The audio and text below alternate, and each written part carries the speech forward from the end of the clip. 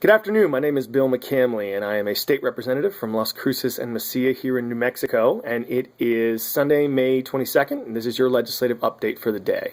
Today, I want to talk specifically about jobs. And as we all know, the economic situation here in the state is not good, and that leads to a whole bunch of other issues, including our young people leaving, having a low tax base, which doesn't let us fund our schools, making us the worst place in the country to raise a child, all these sorts of things. And so, we all have a responsibility, those of us in government and business across the state, to develop an environment where jobs are created that give people, especially young people, a chance to stay in the town that they want and make a decent living. And that's something that's really important to focus on. So a couple of years ago, one of the interim committees I am on, it's called the Jobs Council, came up with a list of the jobs we need in each community, in each sector. So new technologies, tourism, healthcare, government, etc., and so on, to be able to get back to where we were prior to the 2008 crash, and then account for where we want to be growing a little bit moving into the future so that we have jobs that can take on slightly increasing population. And that's what I'm really using to focus on, at least here in our county, the three areas that I believe are the opportunities that we have to grow decent paying jobs. And those are, in order, the university, New Mexico State, that we have here and the stuff that they do, the spaceport and the aerospace industry that's surrounding the spaceport, and border development, which many of us that live in Las Cruces aren't really familiar with, but there's a lot of job potential that's going on down at the Santa Teresa port of entry, and then all of the other places that do and create jobs based on the trade with Mexico that goes on. So for the university, this has been a little bit frustrating for me. The people over there are working hard, and the Arrowhead Center at the campus has a great entrepreneurial education program.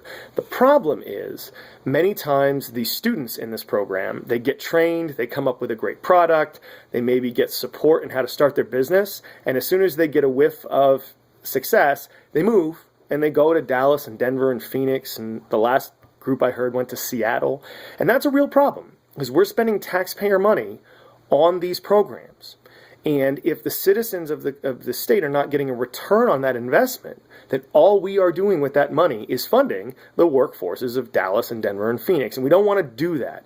So I've asked them to get some goals and say, how many jobs do we want to create? How much investment do we want to have in the community? And they're trying to figure out ways of doing that, but I had a talk with the provost at the university, and he said that he would get back to me on July 1st for how we move forward on this. And I'm going to take him at his word, because as many of us who live here know, the university's going through some tough times right now. They want to get some time to go through that. But this is important, because if we don't do this, then the economic situation, which is causing the hardship at the university, continues and gets worse. So we want to make sure that this is one of the priorities that the university has moving forward. Specifically, one of the things that they did mention was that they want to focus on medical devices and creating an economy about R&D for those devices. And specifically, since they have a new medical school, this is a good idea. And I'll be meeting with Dan Burrell, who is the head of that school, the Burrell School, in Santa Fe on Thursday, to talk about how we move forward specifically on that goal. In terms of the spaceport, I met with their field director, Chris Lopez, on Friday. Let him know the same thing.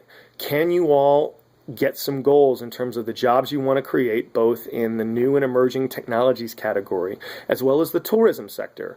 They've actually had pretty decent success bringing people in from out of state to look at the spaceport, to see the launches, to come to the convention that happens here every year. And that money that comes from outside of the economy into the economy, that works, because it funds our coffee shops and the hotels. And when people come here from Virgin Galactic, they have 16 full-time employees here. They buy houses. This is how economic development works.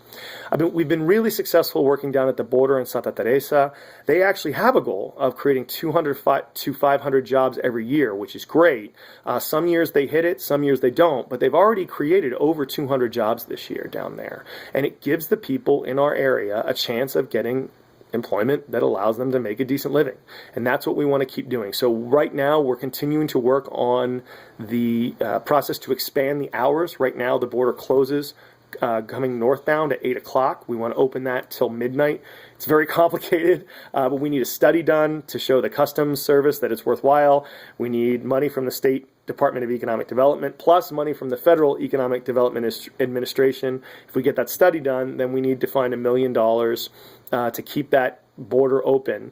And then, if it works, hopefully the federal government will then come and take that over. So it's really complicated. It's a lot more complicated than I thought it was going to be, but we're working on it because these types of strategies have proven to create an economic situation here that will help. So that's kind of my take for the day. I'll be continuing to work on this all throughout the summer and next legislative session if I'm reelected.